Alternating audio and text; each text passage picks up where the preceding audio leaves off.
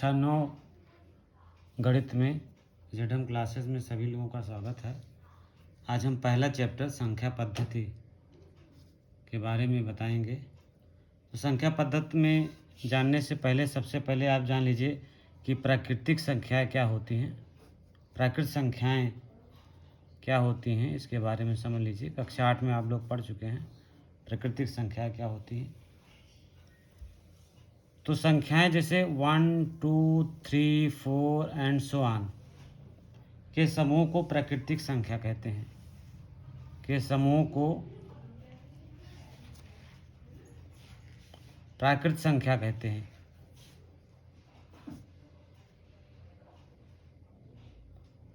प्राकृतिक या प्राकृतिक संख्याएं कहते हैं। Counting number 1, 2, 3, 4, 5, 6 and so on के समूह को हम प्राकृतिक संख्या कहते हैं। इनकी संख्या अपरिमित होती है। कितनी होती है? संख्या इनकी क्या होती है? अपरिमित। संख्या अपरिमित होती है, यानी इनको हम गिनते चले जाएंगे और इनका अंत नहीं होता है। और इसको हम किससे प्रदर्शित करते हैं? कैपिटल एन से प्रदर्शित करते हैं। उसके बाद होती है पूर्ण संख्या। पूर्ण संख्याएं क्या होती हैं? अगर प्राकृतिक संख्याओं में हम ज़ीरो ऐड कर दें तो वो जो बन जाती है पूर्ण संख्या।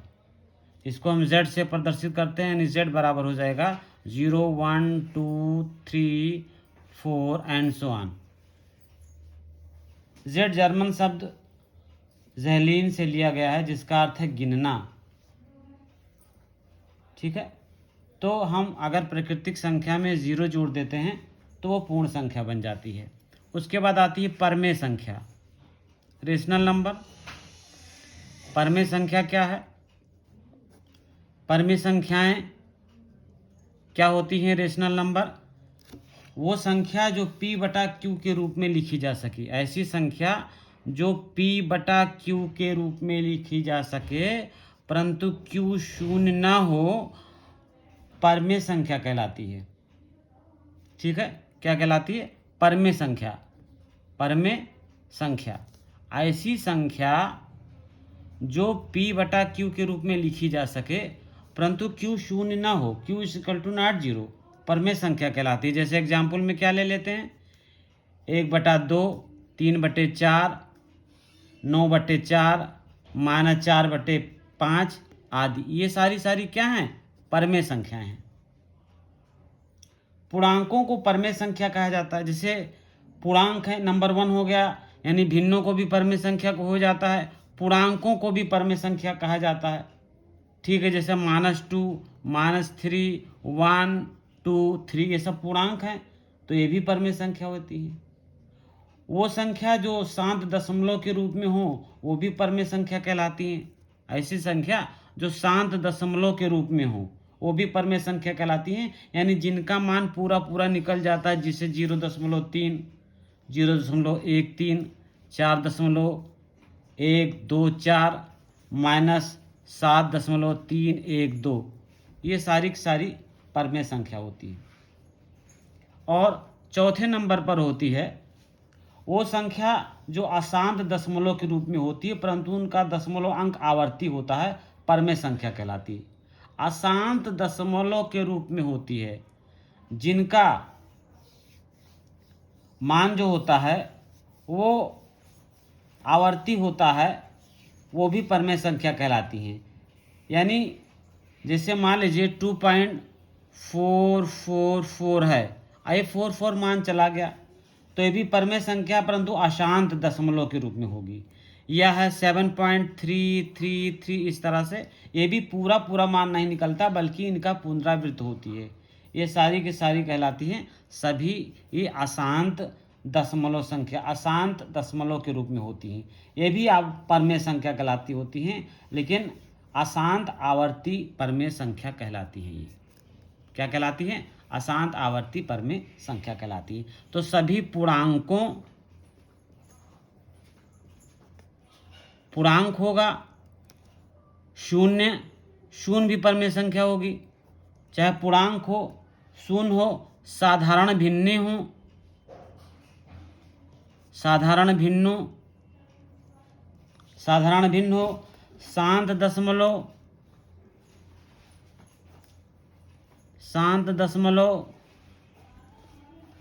तथा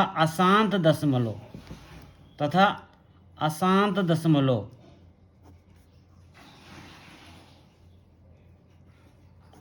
समूहों को परमेय संख्या कहते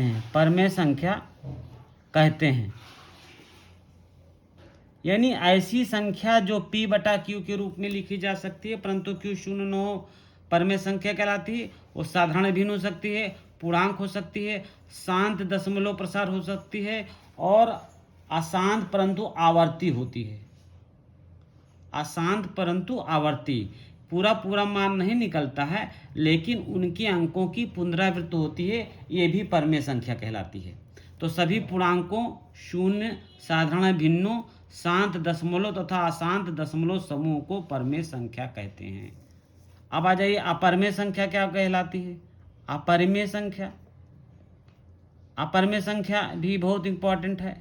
ऐसी संख्या जो अपरमेय संख्या क्या होती हैं? ऐसी संख्याएं जो p बटा q के रूप में नहीं व्यक्त की जा सकती हैं। p बटा q के रूप में नहीं व्यक्त की जा सकती हैं। ऐसी संख्या जो p बटा q के रूप में नहीं व्यक्त की जा सकती हैं अपरमेय संख्या कहलाती हैं। क्या कहलाती हैं? अपरमेय संख्या कहलाती हैं। अपरमेय संख्याएं कहलाती हैं। ऐसी संख्या जो p बटा q के रूप में नहीं व्यक्त की जा सकती हैं अपरमेय संख्या कहलाती हैं। जैसे मान लीजिए एग्जाम्पल में 0.40, 400, 400, 440, इस तरह से 4, तो ये पूरा इनका मान नहीं निकलेगा। जैसे मान लीजिए 3.13, 13, 11, 13111, इनका भी पूरा मान नहीं निकलेगा। ये कहलाती हैं अपरमेय संख्या कहलाती है। स्क्रीनशॉट लेना तो स्क्रीनशॉट ले लीजिए। तो ऐसी संख्या जो p बटा q के रूप में नहीं व्यक्त की जा सकती हैं अपरमेय संख्या कहलाती हैं। इनका पूरा मान नहीं निकलता है। पूरा मान हम नहीं निकाल पाते हैं, ना तो अंकों की पुनरावृत्ति होती है, ना इनका पूरा मान निकलता है। फिर वास्तविक संख्या आती है। वास्तविक संख्या किसे कहते हैं? वास्तविक संख्याएं क्या कहलाती हैं? अब वास्तविक संख्याएं क्या कहलाती हैं? सभी परमेय और अपरमेय संख्याओं के समूह को वास्तविक संख्या कहते हैं। परमेय प्लस अपरमेय, परमेय संख्या प्लस अपरमेय संख्या, परमेय संख्या और अपरमेय संख्या के समूह को कहते हैं वास्तविक संख्या। यानी वास्तविक संख्या, परमेय संख्या और अपरमेय संख्या के जो समूह होता है उसको हम कहते हैं वास्तविक संख्या। इसे हम r से व्यक्त करते हैं। किसे व्यक्त करते हैं? r से व्यक्त करते हैं।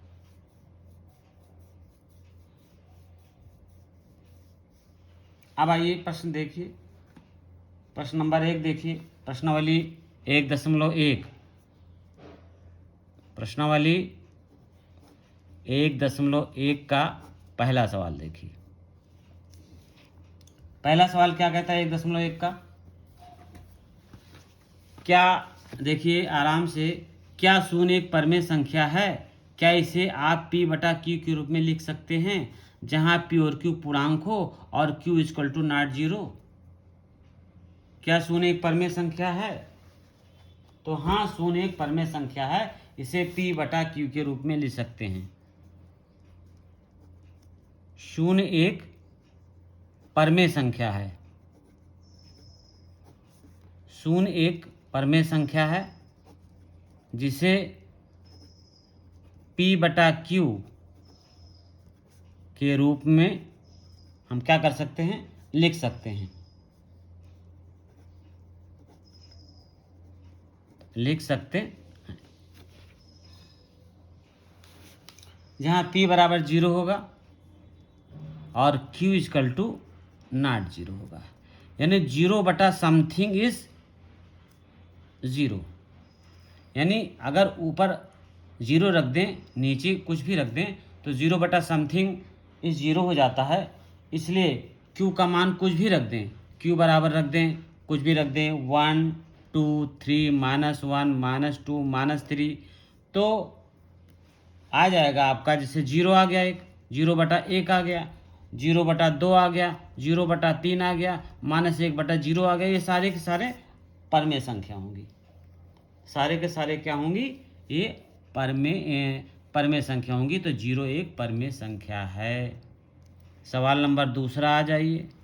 सवाल नंबर दूसरा क्या कहता है? सवाल नंबर दूसरा कहता है 3 और 4 के बीच में 6 परमेय संख्या ज्ञात कीजिए। 3 और 4 के बीच में 6 परमेय संख्या ज्ञात करनी है आपको। तो इसके लिए क्या करते हैं, इसमें हम देखते हैं कि कितनी परमेय संख्या पूछी गई है, 6 परमेय संख्या। तो हम क्या करते हैं, इसमें 6 + 1 कर लेते हैं, एक जोड़ लेते हैं तो 7 हो जाती है। अब कहता है 3 और 4 के बीच में 6 परमेय संख्या ज्ञात कीजिए। तो इसके लिए क्या करते हैं, 3 बराबर हम क्या लिख सकते हैं, 3 बराबर लिख सकते हैं 3/1 और 4 बराबर लिख सकते हैं 4/1। तो 3 और 4 के बीच में 6 परमेय संख्या ज्ञात करनी है, तो एक हमने जोड़ लिया, तो 3 × 7 बटा 1 × 7, 7 से गुणा करेंगे, 7 से भाग करेंगे, तो 21/7 हो गया। तथा अब देखिए 4/1 को क्या करेंगे, 4/1 × 7/7, तो 7 चौक 28/7 हो गया।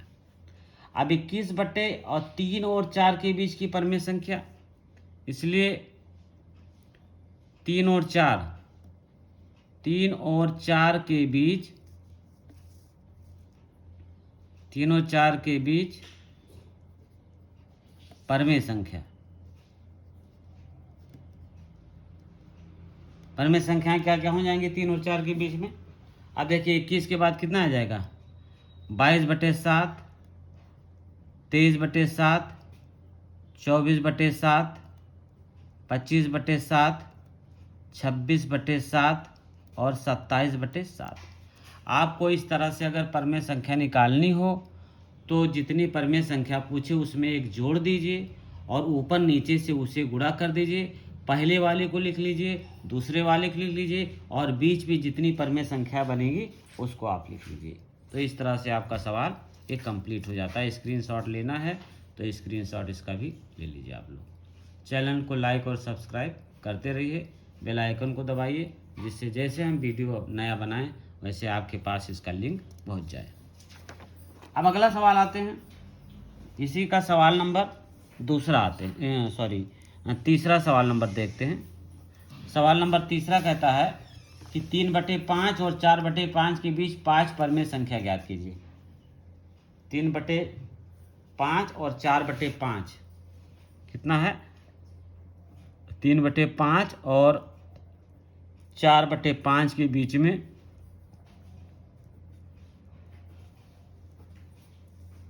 5 परमेय संख्याएं, 5 परमेय संख्याएं ज्ञात करनी है। 5 परमेय संख्याएं ज्ञात कीजिए।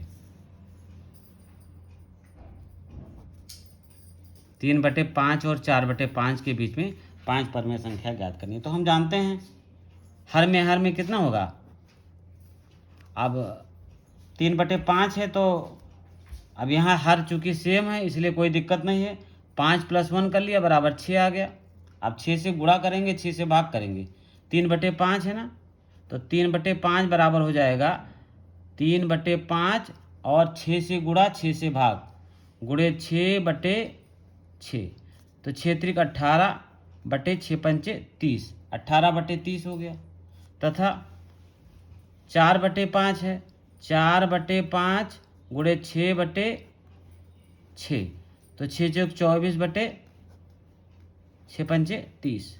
अब 18/30 और 24/30 आ गया, ठीक है, यानी 18/30 18/30 तथा 24/30 के बीच 5 परमेय संख्याएं, 5 परमेय संख्याएं, 5 परमेय संख्या निकाल लीजिए तो कितना हो जाएगा। 18 के बाद कितना आएगा, 19/30, 20/30, 21/30, 22/30, 23/30। तो 1 2 3 4 पर में संख्या आ गई। और 18/30 किसके बराबर है, 3/5 के बराबर है, 3/5 के बराबर है। और 24/30 किसके बराबर है, 4/5 के बराबर है। के मध्य 5 परमेय संख्या, के मध्य 5 परमेय संख्याएं, 5 परमेय संख्याएं, के मध्य 5 परमेय संख्याएं। अब इसके मध्य कितनी परमेय संख्या होगी, इसी को लिख दीजिए, 19/30। अब इसको सॉल्व कर लीजिए तो 2/3 हो जाएगा, ठीक है। इसको सॉल्व कर लीजिए तो 7/10 हो जाएगा, इसको 11/15 हो जाएगा, और इसको सॉल्व करेंगे 23/30 हो जाएगा। सॉल्व कीजिए या ना कीजिए, दोनों तरीके से ये बराबर है, आपको सॉल्व करने की आवश्यकता नहीं है। अब आइए लास्ट सवाल, चौथा सवाल क्या कहता है, नीचे दिए गए कथन सत्य हैं या असत्य हैं, कारण के साथ अपने उत्तर दीजिए। प्रत्येक प्राकृतिक संख्या एक पूर्ण संख्या होती है, ये सत्य है कि असत्य है, तो ये सत्य है। प्रत्येक प्राकृतिक संख्या जो होती है वो पूर्ण संख्या होती है, प्रत्येक प्राकृतिक संख्या एक पूर्ण संख्या होती है। तो क्योंकि प्रत्येक संख्या की पूर्ण संख्याओं के संबंध में सत्यापित है। प्रत्येक पूर्णांक एक पूर्ण संख्या होती है, यह सत्य है। प्रत्येक पूर्णांक एक पूर्ण संख्या होती है, ये जो है ये कथन असत्य है, ठीक है। और अगला है कि प्रत्येक परमेय संख्या एक पूर्ण संख्या होती है, तो ये भी कथन जो है ये असत्य है। तो आइए देखिए, पहला कथन लिखते हैं चौथे का पहला। आइए कि प्रत्येक प्राकृतिक संख्या एक पूर्ण संख्या होती है, कथन सत्य है कि असत्य है। आइए देखिए चौथे का पहला सवाल, प्रत्येक प्राकृतिक संख्या एक पूर्ण संख्या होती है, ये कथन सत्य है, ये कथन सत्य है, ये कथन सत्य है, क्योंकि सभी प्राकृतिक संख्याओं जो पूर्ण संख्या के संग्रह में समाहित हैं, क्योंकि सभी प्राकृतिक संख्याएं, सभी प्राकृतिक संख्याएं, अब प्राकृतिक संख्याएं क्या क्या हो सकती हैं, 1 2 3 4 5 एंड सो ऑन, जो पूर्ण संख्याओं के संग्रह में समाहित हैं। जो पूर्ण संख्याएं क्या हो सकती हैं, पूर्ण संख्याओं क्या हो सकती हैं, 0 1 2 3 4 एंड सो ऑन में क्या हैं, समाहित हैं। सवाल कहता है कि प्रत्येक प्राकृतिक संख्या एक पूर्ण संख्या होती है, क्या प्राकृतिक संख्याएं जो होती हैं वो पूर्ण संख्याएं होती हैं, तो हाँ सत्य है ये, क्योंकि सभी प्राकृतिक संख्याएं जो पूर्ण संख्याओं के संग्रह में समाहित हैं, इसलिए कथन सत्य है। तो प्रत्येक प्राकृतिक संख्या एक पूर्ण संख्या होती है। दूसरा है प्रत्येक पूर्णांक एक पूर्ण संख्या होती है, यह असत्य है। प्रत्येक पूर्णांक एक पूर्ण संख्या होती है, यह असत्य है, क्योंकि पूर्ण संख्याओं के संग्रह में ऋण पूर्णांकों का समावेश नहीं है। प्रत्येक पूर्णांक एक पूर्ण संख्या होती है नहीं, क्योंकि असत्य है। क्यों, क्योंकि ये जो है पूर्ण संख्याओं, क्योंकि पूर्ण संख्याओं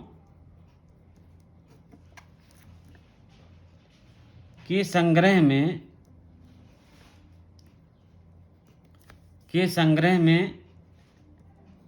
आपकी जो ऋण संख्याएं आती हैं के संग्रह में ऋण पूर्णांकों का समावेश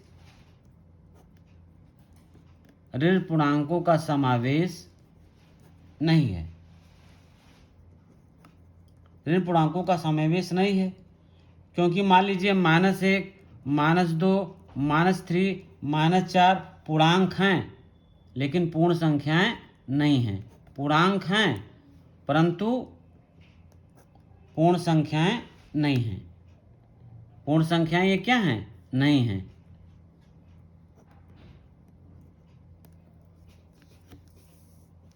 ये क्या हैं? पूर्णांक हैं परंतु ये पूर्ण संख्याएं नहीं हैं, तो ये कथन असत्य है। तो स्क्रीनशॉट लेना तो ले लीजिए। ये कथन असत्य है और इसी का चौथे का आप तीसरा नंबर आ जाइए। चौथे का तीसरा नंबर आ जाइए। तीसरा नंबर क्या कहता है? तीसरा नंबर कहता है प्रत्येक परमेय संख्या एक पूर्ण संख्या होती है। ये भी असत्य है। प्रत्येक परमेय संख्या एक पूर्ण संख्या नहीं होती है। ठीक है। प्रत्येक परमेय संख्या के संग्रह में सभी साधारण भिन्न एवं अनेक दशमलव भी आते हैं। यदि परमेय संख्या है तो परंतु वे पूर्ण संख्या हैं। तो क्या प्रत्येक परमेय संख्या एक पूर्ण संख्या होती है? यह असत्य है क्योंकि परमेय संख्या के संग्रह में सभी साधारण भिन्न एवं अनेक दशमलव भी आते हैं, इसलिए असत्य है। जैसे 1/2, 3/4 और 36, 55 आदि परमेय संख्या तो हैं परंतु ये पूर्ण संख्या नहीं है। परमेय संख्या हैं, ये परमेय संख्या हैं परंतु पूर्ण संख्या नहीं है। परंतु पूर्ण संख्या नहीं है। परमेय संख्या हैं लेकिन ये पूर्ण संख्याएं नहीं है। केवल परमेय संख्या पूर्ण संख्या नहीं है। अब आइए प्रश्नावली 1.2 में आइए। प्रश्नावली 1.2 में क्या करेंगे देखिए। अब आइए प्रश्नावली 1.2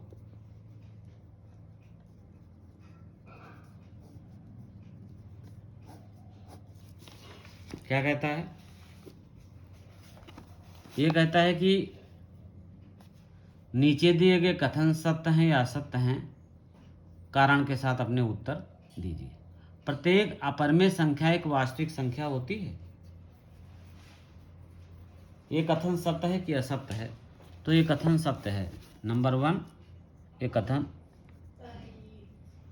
सत्य है।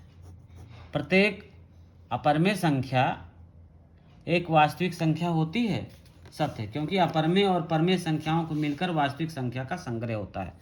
परमेय प्लस अपरमेय, परमेय प्लस अपरमेय, ये बनाती है वास्तविक संख्या। वास्तविक संख्या परमेय और अपरमेय मिलकर ये वास्तविक संख्या बनाती है, इसलिए कथन सत्य है। दूसरा है प्रत्येक संख्या रेखा का प्रत्येक बिंदु रूढ़ यम के रूप का होता है जहां यम एक प्राकृतिक संख्या है। दूसरा नंबर देखिए, ये दूसरा नंबर है। संख्या रेखा का प्रत्येक बिंदु रूढ़ m के रूप का होता है जहां m एक प्राकृतिक संख्या है। अब देखिए ध्यान से, ये असत्य है।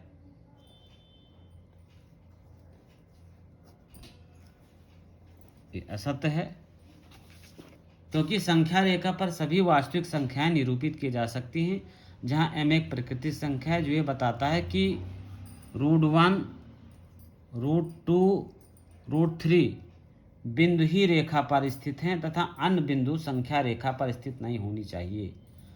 जबकि वास्तविकता है कि दी हुई दो क्रमिक संख्याओं की निरूपित करने वाले बिंदुओं के मध्य विस्तृत अंतराल होता है।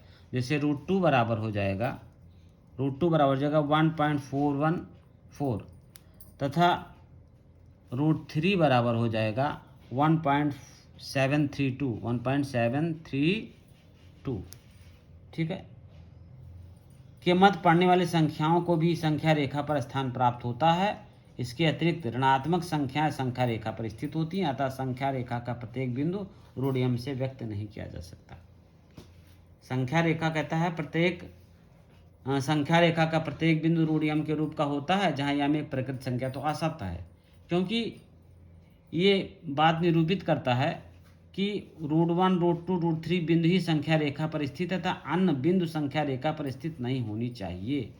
जबकि वास्तविकता ये है कि दी हुई किन्हीं दो क्रमिक संख्याओं को निरूपित करने वाले बिंदुओं के मध्य विस्तृत अंतराल होता है, जैसे √2 बराबर √3 बराबर मान रख दिया। मध्य पड़ने संख्याओं को भी संख्या रेखा पर स्थान प्राप्त होती है।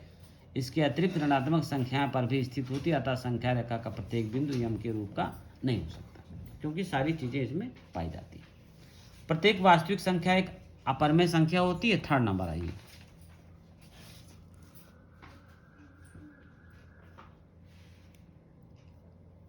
प्रत्येक वास्तविक संख्या, यहाँ पर देखिए, प्रत्येक जो है वास्तविक संख्या एक अपरमेय संख्या होती है। अब देखिए ये क्या है, असत्य है ये।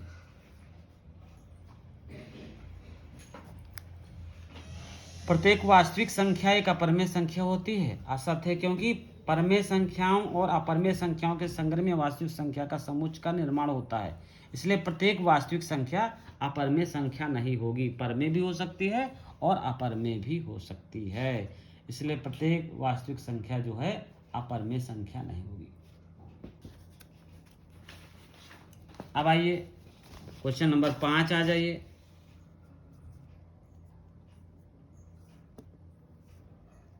पांचवा क्वेश्चन आ जाइए। पांचवा क्वेश्चन है, दिखाइए कि संख्या रेखा पर √5 को किस प्रकार निरूपित किया जा सकता है। संख्या रेखा पर √5 को किस प्रकार निरूपित किया जा सकता है। संख्या रेखा पर √5 को हम कैसे निरूपित करेंगे, इसके बारे में देख लीजिए। संख्या रेखा पर √5 को कैसे निरूपित करेंगे, ठीक है। तो इसके लिए हम सबसे पहले एक यहाँ पर खींच लेते हैं 1 सेंटीमीटर का, यहाँ पर 90 अंश का कोण बनाते हुए दूसरी लाइन खींच लेते हैं, ठीक है। एक यहाँ पर स्केल से खींच लेते हैं, यहाँ पर 90 डिग्री का कोण बनाते हुए एक दूसरी रेखा खींच लेते हैं यहाँ पर इस तरह से, ठीक है। इसको मिला देते हैं इस तरह से, या इसको फिर से देख लीजिए।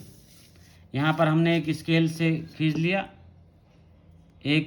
2 सेंटीमीटर या पैमाना मान लीजिए कुछ भी, यहाँ पर 90 अंश का कोण बनाते हुए एक रेखा खींच दिया, ठीक है। तो इसको ऐसे मिला दिया तो ये √2 हो गया। कितना हो गया, √2 हो गया। ये 1 हो गया, ये 1 हो गया, √2 हो गया। अब √2 पर 90 डिग्री का कोण बना देंगे, √2 पर 90 डिग्री का कोण बना देंगे इस तरह से, तो ये हो जाएगा कितना, √3 हो जाएगा। कितना हो जाएगा, √3 हो जाएगा। इस तरह से √3 हो जाएगा। ये √2, 1, ये √3, और √3 पर भी 90 डिग्री का कोण बना देंगे, √3 पर भी 90 डिग्री का कोण बना देंगे इस तरह से प्रकार से बना लीजिएगा 90 डिग्री का कोण, तो हो जाएगा √4। कितना हो जाएगा, √4 हो जाएगा। और √4 पर भी 90 डिग्री का कोण बना देंगे इस तरह से, तो ये कितना हो जाएगा, √5 हो जाएगा। तो संख्या रेखा पर इस तरह से √5 को हम निरूपित कर देंगे, बहुत आराम से निरूपित कर देंगे। √3 हो जाएगा तो ये √4 हो जाएगा, और √4 हो जाएगा तो ये √5 हो जाएगा। ये 1 हो जाएगा। ये सब 90 डिग्री के बन जाएंगे। कक्षा 6, 7, 8 में आपने सीख रखा है, बहुत आसान तरीका है इसको बनाने का, ज़्यादा दिक्कत नहीं है। तो इसको हम क्या करेंगे, सबसे पहले हमने ये लाइन खींच दिया, एक ये खींच दिया, यहाँ पर इसको मिला दिया। अब 90 डिग्री, यहाँ 90 डिग्री का कोण बना लेंगे, फिर एक 90 डिग्री का कोण बना के यहाँ से मिला देंगे, ये फिर 90 डिग्री का कोण बना के यहाँ से मिला देंगे, फिर 90 डिग्री का कोण बना के यहाँ से मिला देंगे, तो ये √5 हो जाएगा। तो इस तरह से आप कक्षा 6, 7, 8 में पढ़ चुके हैं, बहुत आराम से बना लेंगे। एक रेखा ये खींच लेंगे, एक ये खींच लेंगे, फिर √2, फिर 90 डिग्री का कोण यहाँ बनाएंगे, √3 हो जाएगा। 90 डिग्री का कोण बनाएंगे, √4 हो जाएगा। 90 डिग्री का कोण बनाएंगे, √5 हो जाएगा। तो इस तरह से आप जो है इसका मान बना सकते हैं, निकाल सकते हैं आराम से। बहुत आसान क्वेश्चन है, इसका स्क्रीनशॉट लेना तो स्क्रीनशॉट ले लीजिए आप लोग। बहुत ही आसान क्वेश्चन है इसके। अब आइए प्रश्नावली, आगे का प्रश्नावली देखते हैं। अब प्रश्नावली 1.1 हो गया आपका। अब प्रश्नावली 1.2 पे आते हैं, ठीक है। प्रश्नावली 1.1 था, प्रश्नावली 1.2 हो गया। अब 1.3 पे आते हैं। प्रश्नावली 1.3 देखिए, प्रश्नावली 1.3 के बारे में देख लीजिए। प्रश्नावली 1.3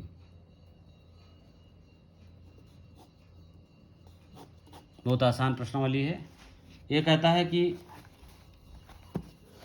प्रश्नावली कहता है कि निम्नलिखित भिन्नों को दशमलव रूप में लिखिए और बताइए कि प्रत्येक का दशमलव प्रसार किस प्रकार का है। यानी भाग दीजिए और उसका मान लिखिए और आप हमको बताइए कि इसका जो दशमलव प्रसार है वो किस रूप का है, इसको आपको बताना है। तो आइए चलते हैं 36/100। पहला है, पहले का पहला है आप 36/100। तो 36/100 को 100 से डिवाइड करेंगे तो कितना आ जाएगा, 0.36 हो जाएगा, ठीक है। शेषफल शून्य है, शेषफल कितना आ रहा है, शून्य है, शेषफल शून्य है, शेषफल शून्य है। तो दशमलव प्रसार क्या है, दशमलव प्रसार जो है ये शांत है। दशमलव प्रसार क्या है, शांत है। शेषफल शून्य है तो दशमलव प्रसार क्या है आपका, ये शांत आ रहा है। दूसरा देखिए 1/11, दूसरा है 1/11। अब इसको डिवाइड कर दीजिए, 1/11 से इसको डिवाइड कीजिए तो दशमलव लगाइए, हाँ ये हो जाएगा। आप इसको डिवाइड कीजिए, सॉरी 11 से भाग करना है, 11 से डिवाइड करना है 1 को, दशमलव लगा के 0 बढ़ाइए और फिर 0 बढ़ाइए, 100 बढ़ाइए, 11 9 99 हो जाएगा। फिर 1 बढ़ा के फिर आप 0 बढ़ाएं, यहाँ 0 बढ़ाएं, ठीक है, और फिर यहाँ 100 करें तो 11 9 99 हो गया। इसको फिर 1 कीजिए, फिर एक 0 बढ़ाइए, यहाँ बढ़ाइए तो 11 9 99 हो गया। तो इसमें शेषफल हमेशा 1 बचेगा। तो इसमें कितना आता है, 0.09009। ये शेषफल 1 प्राप्त होता है। शेषफल कितना प्राप्त होता है, इसमें 1 प्राप्त होता है। शेषफल 1 प्राप्त होता है, शेषफल 1 प्राप्त होता है। तो इसका मतलब क्या हुआ, ये 0.09 को ये लिख सकते हैं 0.09। इसकी पुनरावृत्ति है तो इसे बार बोलते हैं। ये अशांत है, ये क्या है, अशांत परंतु आवर्ती है। अशांत है ये, अशांत है ये, अशांत परंतु आवर्ती है। यानी पुनरावृत्ति होती है लेकिन ये क्या है, अशांत है। तीसरा आ जाइए, तीसरा है 4 से 1/8। तो क्या 8 चौक 32 1 33 बटे, या इस तरह लिख दीजिए, 4 को 4 लिख दीजिए, 1/8 को लिख दीजिए। 1/8 को करेंगे तो 0.125 आ जाएगा। तो 0.125 को 4.125 आ जाएगा। 4 से डिवाइड कीजिए, देखिए 8 से 1 को डिवाइड कीजिए, 8 से 1 को डिवाइड कीजिए, दशमलव बढ़ाइए, 0 बढ़ाइए, 8 1 8, फिर 2 आ जाएगा, 8 दूनी 16, फिर कितना आ जाएगा 4, 8 पंचे 40। ये पूरा मान निकल आया। तो 4.125 आया। शेषफल शून्य है, शेषफल कितना है, शून्य, शेषफल शून्य है। इसका शेषफल कितना है, शून्य है, शेषफल शून्य है। अतः ये क्या है, शांत है। बराबर कितना है, शांत, शांत है ये। कि शेषफल शून्य आ जाए तो शांत होता है और शेषफल शून्य नहीं आएगा तो अशांत हो जाएगा। चौथा आ जाइए, चौथा है 3/13। 13 से भाग कर दीजिए, 13 से 3 को यहाँ पर देखिए, भाग करके दिखा रहे हैं आपको। 13 से 3 को भाग कर दीजिए, दशमलव लगाइए, 0 बढ़ाइए, तो कितना जाएगा, 13 दूना 26, के बचेगा 4। अब 13 दूना 13 तिया 39, 13 तिया 39, 1 बचेगा, यहाँ 0 बढ़ाएंगे, यहाँ 0 बढ़ाएंगे, ठीक है। अब यहाँ एक जीरो बढ़ाएंगे और हो जाएगा 13 सते 91, 13 सते 91 हो जाएगा। अब कितना बचेगा यहाँ 9, ठीक है। अब 13 सते 91, 13 छक 78, अब 13 छक 78 कई बार जाएगा 78, 6 बार जाएगा, 13 छक 78 हो जाएगा। यहाँ अब कितना बता देगा 12, 120 कर लेंगे, ठीक है। और 13 9 117, 13 9 117, शेषफल कितना आ जाएगा यहाँ पर आ जाएगा 3, इस शेषफल 3 बच जाएगा। तो कितना हो जाएगा 0.23769। अब इसको और करेंगे तो फिर यही आएगा। अगर इसको और डिवाइड करेंगे, जैसे मान लीजिए यहाँ 30 हो गया, तो यही पुनरावृत्ति कहाँ प्राप्त होगी, यही पुनरावृत्ति यहाँ से प्राप्त होने लगती है। ये पुनरावृत्ति कहाँ से प्राप्त होती है, यहीं से ये पुनरावृत्ति प्राप्त होने लगती है। तो इसको क्या ले सकते हैं 0.23769, यानी इसकी पुनरावृत्ति हो रही है। तो यहाँ शेषफल कितना प्राप्त होता है, शेषफल 3 प्राप्त होता है। शेषफल कितना प्राप्त होता है 3, शेषफल 3 प्राप्त होता है। यहाँ पर शेषफल 3 प्राप्त होता है। तो क्या है अशांत है, क्या है ये अशांत है, ये अशांत। अब आइए पांचवा आ जाइए, पांचवा कितना आ जाएगी 2/11। इसको सॉल्व करेंगे तो आ जाएगा 0.1818, ठीक है। 1818 क्या बार बार प्राप्त होगा 2 यहाँ कर लीजिए 2/11, 2/11 करेंगे तो इसको कर लीजिएगा 1818 प्राप्त होता है। तो ये क्या होता है, ये क्या है अशांत है, ये क्या है अशांत है। इसको कर लीजिए, चाहे 11 से 2 को डिवाइड कर दीजिए, तो दशमलव लगा के 0 बढ़ाएंगे तो 11 1 11, ये कितना बचा 9, 11 8 88, फिर कितना बचा 2, फिर 11 1 11, क्या बचे 80, 11 8 88, यानी यही बार बार 90 बच जाएगा। तो 11 8 88, यही बार बार क्रिया होती रहती है। तो ये दशमलव प्रसार जो होगा ये अशांत होगा। स्क्रीनशॉट लेना तो लीजिए, स्क्रीनशॉट इसका भी स्क्रीनशॉट ले लीजिए। अगला देखिए आप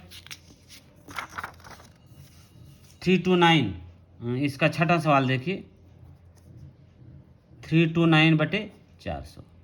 अब ये 329/400 है, तो 400 से भाग कर दीजिए 329 को, 400 से भाग कीजिए 329 को, तो कई बार जाएगा, दशमलव लगा के 0 बढ़ा लीजिए तो कई बार जाएगा, ये 8 बार जाएगा। तो कितना हो जाएगा 3200, 3200 हो गया। यहाँ कितना बचेगा 90 उतार लेंगे, एक 0 और बढ़ा लेंगे।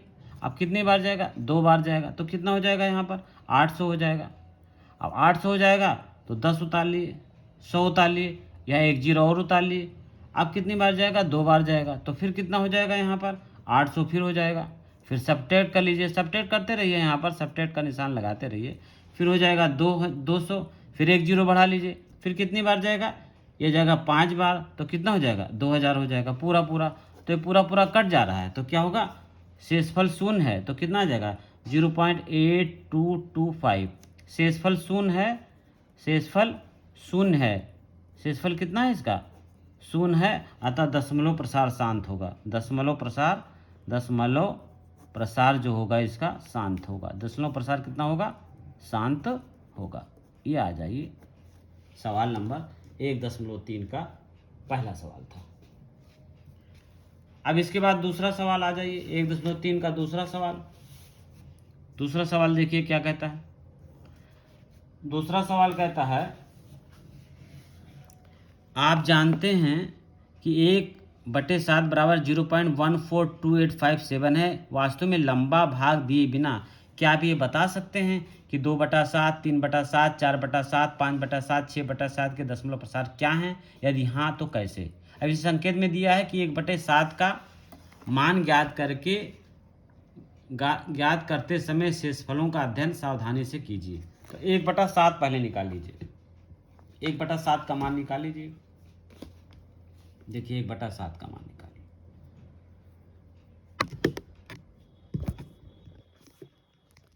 1/7 का मान निकाल लीजिए आराम से। 1/7 7 से डिवाइड कर दीजिए 1 को, दशमलव लगा दीजिए, 0 बढ़ा लीजिए। अब 7 × 7, कितने बचा 3, 7 चौक 28, कितना बचा 2, 7 चौक 28 के बाद 2 बच गया, 7 दूनी 14, 7 दूनी 14, ठीक है, 7 8 56, कितना बच जाएगा 4, फिर कितना बचेगा 7 8 56, 7 5 35, शेषफल कितना आया 5 आया, शेषफल 5 आ गया ना। तो 1/7 का मान कितना निकला। अब 5 जब शेषफल आया तो यही पुनरावृत्ति फिर होने लगेगी, यही पुनरावृत्ति हमारी फिर से होने लगेगी।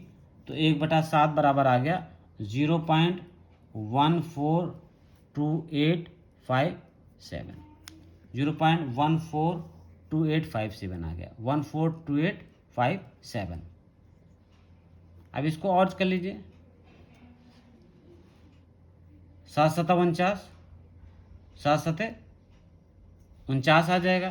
तो 1 बच जाएगा ना, तो यहाँ से यही पुनरावृत्ति होने लगेगी। 10 आ जाएगा ना, तो यही पुनरावृत्ति होने लगेगी, यहाँ से ऊपर नहीं जाएगा ये। अब 2/7 निकालना है तो हमको क्या करेंगे, 2/7 निकालना है तो कितना 2 गुणे 1/7, तो 2 1/7 का मान है 0.142857। इसको सॉल्व कर लेंगे तो कितना आ जाएगा 0.285714, ये आ जाएगा। 2 से गुणा कर दीजिए इसको, 7 दूनी 14, 5 दूनी 10 1 11, 8 दूनी 16 1 17, 2 दूनी 4 1 5, 4 दूनी 8 और 2 2 1 9 2, ये हो जाएगा 2/7 का मान। अब क्या निकालेंगे, 3/7 का मान निकालना हो तो कैसे निकालेंगे, 3/7 का मान निकालना हो तो 3 गुणे 1/7 कर देंगे और इसकी वैल्यू पुट कर देंगे। 3 गुणे 1/7 की वैल्यू कितनी है 0.142857। अब इसकी वैल्यू दी हुई है, 3/7 की वैल्यू हमको निकालनी है, तो इसको 3 से गुणा कर दीजिए इसको। तो जब 3 से गुणा कर देंगे इसको तो बच जाएगा आपका 0.4287, 0.4287 बच जाएगा। ये भी बार में आएगा, ये भी बार में आएगा, ये भी बार में आएगा और ये भी बार में आपका प्राप्त हो रहा है। अब 4/7 निकालना हो तो 4/7 निकालना हो तो क्या करेंगे, 4 गुणे 1/7 और 4 गुणे 1/7 की वैल्यू रख देंगे 0.142857, इसकी वैल्यू रख देंगे, ठीक है, इसकी वैल्यू रख देंगे हम। जब इसकी वैल्यू रख देंगे तो इसको हम सॉल्व करेंगे, तो इसको जब हम सॉल्व करेंगे तो कितना आ जाएगा 0.571428 आ जाएगा, ये वैल्यू आ गई आपकी। स्क्रीनशॉट लेना तो स्क्रीनशॉट लीजिए इसका, इतनी वैल्यू आपकी आ गई, ठीक है। अब आइए अगली वैल्यू निकाल लीजिए इसकी मान।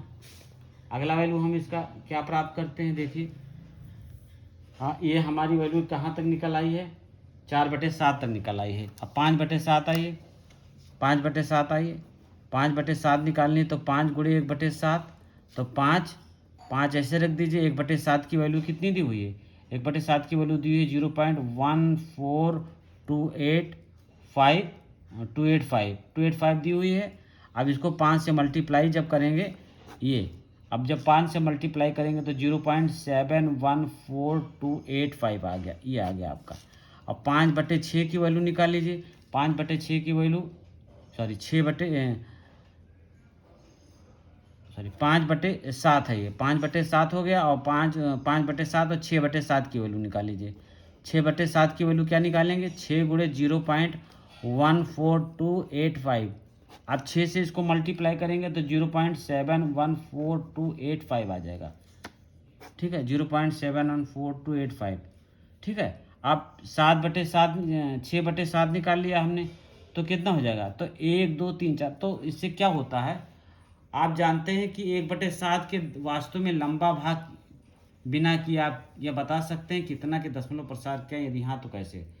तो अब इसके लिए 1/7 बिना 1/7 का हमने लंबा विभाजन कर लिया, फिर 2/7 3/7 4/7, 5/7, 7/7 का मान, सबका मान निकालते चले जाएंगे और हमारी वैल्यू प्राप्त होती चली जाएगी। तीसरे सवाल में आ जाइए। तीसरा सवाल क्या कहता है, देखिए।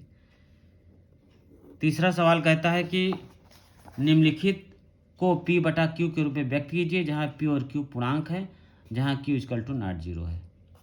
P/Q के रूप में व्यक्त करना है किसको? नंबर 1 है तीसरे का 0.6।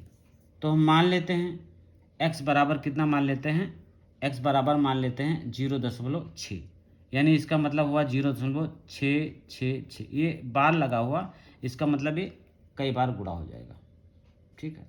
x बराबर, अब 10 से गुणा कर दीजिए। 10 से गुणा करने पर समीकरण फर्स्ट को, ये समीकरण फर्स्ट मान लीजिए, 10 से गुणा कर दीजिए तो कितना हो जाएगा, इसको 10x बराबर कितना हो जाएगा, इसको 10 से गुणा करेंगे तो 6.66 हो जाएगा, समीकरण सेकंड हो जाएगा। अब समीकरण सेकंड माइनस फर्स्ट कीजिए, समीकरण सेकंड माइनस समीकरण फर्स्ट करने पर,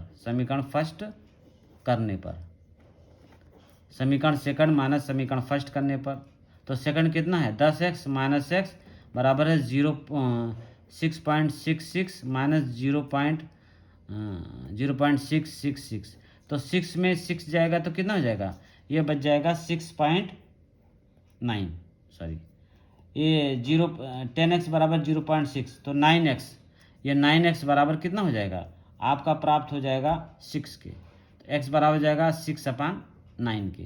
तो 6/9 का मतलब क्या हो जाएगा, ये x की वैल्यू कितनी है 0.6 है, यानी 0.6 की वैल्यू आ जाएगी 6/9 आ जाएगी। 0.6 की वैल्यू कितनी आ जाएगी।